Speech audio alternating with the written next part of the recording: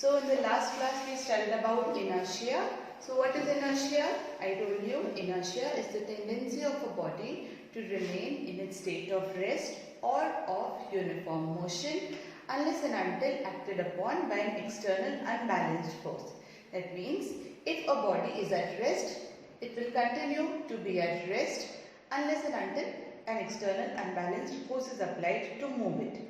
Similarly, if a body is continuously moving, it will continue to keep moving unless and until an external force is applied to stop it or to change its direction.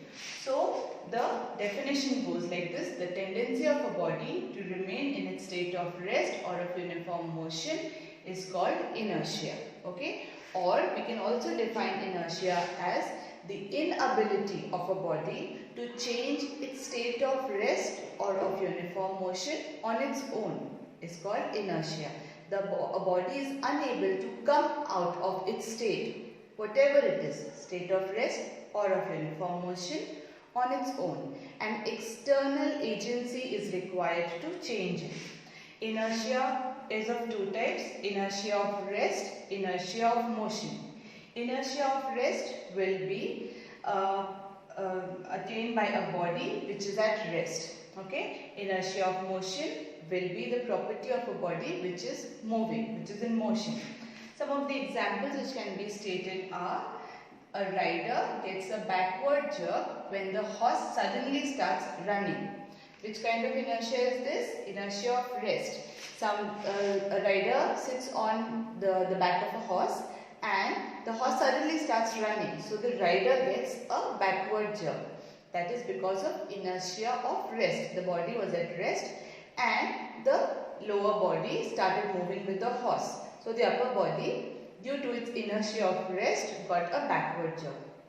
Similarly, when the rider was continuously moving with the horse and the horse suddenly stops, then the rider gets a forward jerk. Why is that?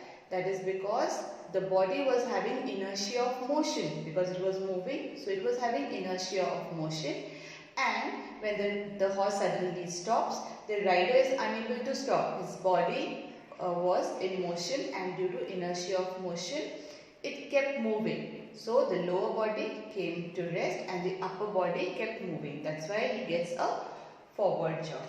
Similarly, dust gets separated from a hanging carpet by beating it. So when we hang a carpet which is full of dust, and when we beat the carpet with a stick, then what happens?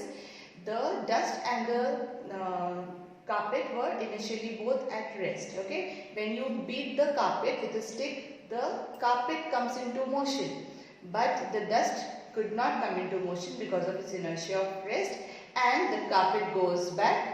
The dust remains at rest and now it has nothing to rest on, so the dust falls down. So that is how the dust detaches from the carpet. Similarly, fruits and dry leaves fall down when the tree is shaken. When you shake a tree hard, then the dry leaves and the fruits, they get detached and they fall down. That is because they were having inertia of rest. The tree started moving, but they could not come out of their inertia of rest and they fell down. So this is about inertia of rest. Based on inertia, we will study Newton's first law of motion. So students, before learning the Newton's laws of motion, we will learn one more concept, that is momentum. Momentum is defined as the product of mass and velocity of a body. That means if a body having mass m, okay, whatever be the mass, if a body is having some mass m and if it is moving with velocity v, then the product of mv, its mass and its velocity, is termed as momentum. Momentum is denoted by small letter p. Note, I have written momentum with an arrowhead. What does that mean? That means momentum is a vector quantity. Why momentum is a vector quantity? Because mass is a scalar quantity and velocity is a vector quantity. So when you multiply a scalar and a vector, you get a vector. What does that mean? That means momentum has magnitude as well as direction. What will be the direction of momentum? It will be same as the direction of velocity. That means if this body having mass m is moving in the positive x direction, its velocity is in the positive x direction, what will be the direction of its momentum? It will also be in the positive x direction. Okay. So momentum is defined as mass into velocity, the product of mass and velocity. What about the SI unit of momentum? SI unit of mass, kg, SI unit of velocity, meter per second. So SI unit of momentum becomes kg meter per second. And CGS unit of momentum becomes gram centimeter per second. Now tell me, if a body of mass m is at rest, okay, what is its velocity? Its velocity is 0. Then what about its momentum? Yes, momentum will be mass into velocity, which will be m into 0 because its velocity is 0. So momentum is 0.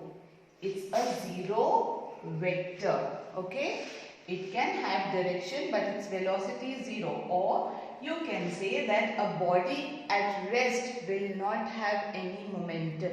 Why? Because momentum is only the property of moving bodies. A body at rest does not have momentum. It will have inertia of rest, but it won't have any momentum. A body at rest, momentum will be 0. Okay? Now tell me, we'll take two cases over here.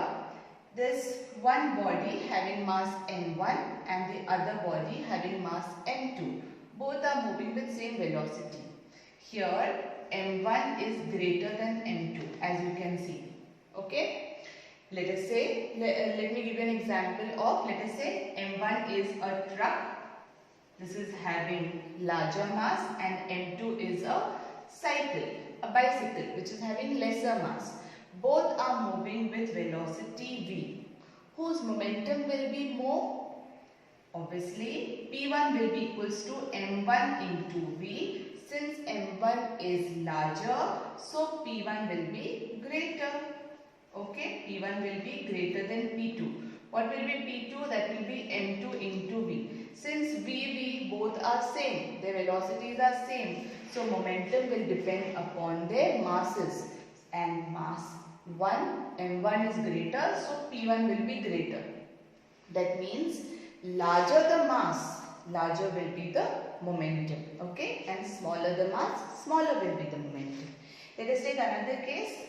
Two bodies having same mass. Okay, same mass m and m, but they are moving with different velocities. Here this mass m is moving with velocity v1 and this mass m is moving with velocity v2. In this case v1 is greater than v2. So whose momentum will be more? P1 will be equals to mv1 and P2 will be equals to mv2. Obviously mass is both same on both the sides, so mm will get cancelled, so P1 will be greater than P2 here also because V1 is greater than V2.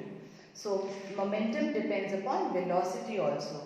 The body moving with higher velocity will have larger momentum. For example, you throw two balls of same mass, but one you throw with lesser force, that means it will have lesser velocity, and the other you throw with a larger force, that means the other will be having more velocity. So whose momentum will be high? The ball moving with higher velocity will have larger momentum.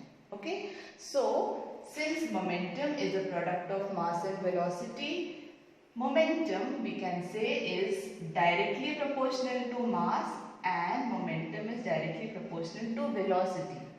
Direct proportionality means if m will increase, p will increase. If velocity will increase, momentum will increase. Similarly, if mass will decrease, momentum will decrease. Velocity will decrease, momentum will decrease. Okay? So, here this is about momentum.